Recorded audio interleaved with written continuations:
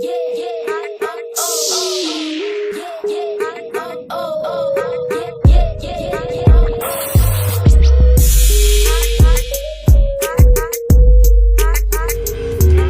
diungkapkan Budiman Sujatmiko setelah bertemu dengan Presiden Jokowi di Istana Kepresidenan Jakarta 17 Januari 2023 lalu.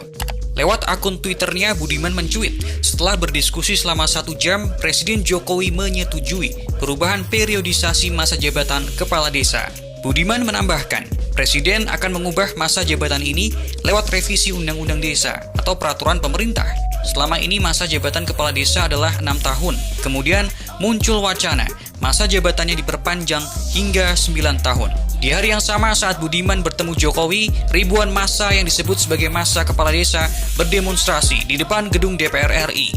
Mereka menuntut masa jabatan kepala desa diperpanjang jadi 9 tahun yang diatur di Undang-Undang Nomor 6 Tahun 2014 tentang desa.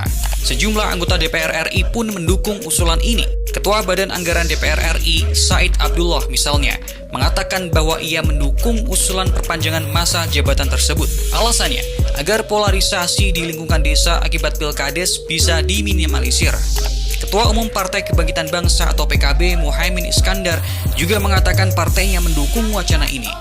Eits, tapi hati-hati kalau mau memperpanjang masa jabatan kepala desa.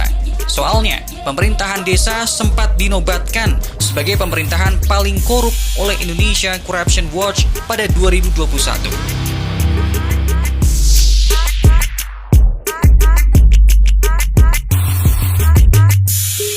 Tadi sudah tak sampaikan ke Kementerian Dalam Negeri aspirasinya. 18 tahun masa jabatan kepala desa, ini yang berkembang adalah bagaimana 18 tahun bukan dibagi 3, tapi dibagi 2. Itu artinya aspirasi yang berkembang, Pak Dirjen, jabatan kepala desa itu kalau bisa 9 tahun, bukan 6 tahun. Dan itu sudah menjadi bahasan cukup serius di tingkat kepala desa. Narasinya sederhana banget dan narasinya masuk akal. 6 tahun pilkades itu belum menyelesaikan permasalahan perbedaan pilihan. Karena perbedaan pilihan di desa itu jauh lebih keras daripada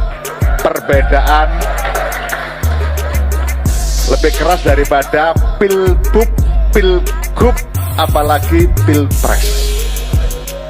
Itu kelihatan betul pada saat penghitungan suara pilkades, berapa kerumunan di situ itu bisa menunjukkan berapa calon. Kalau ada 3 kerumunan berarti 3 calon, karena semua pendukung pasti berkerumun dalam satu tempat, dan itu biasanya susah diselesaikan. Bahkan di internal keluarga pun sering jadi masalah gara-gara perbedaan pilihan kepala desa. Betul apa betul itu? Nah, kalau kemudian 9 tahun harapannya ini sudah sembuh, dan Kementerian Dalam Negeri sudah kasih solusi yang luar biasa, sehingga tidak ada PLT yang lebih dari 6 bulan. Karena kalau ada kekosongan lebih dari 6 bulan, di Kemendagri diputuskan harus pilkades tapi perwakilan, yang milih perwakilan. Ini solusi yang sangat bagus dari Kementerian Dalam Negeri. Jadi itu sudah saya usulkan.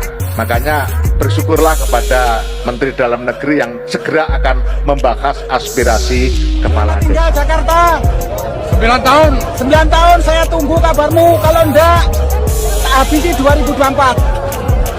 Semangat. Partai politik yang kita mendukung kita habisi di desa. Oke. Setuju. Orang kok dukung tak habisin di desaku. Di desane Riko kabeh. Nggih, Pak Lurah. Hidup Pak Lurah. Begitu mudahnya kau memutuskan cinta hanya dengan satu kata.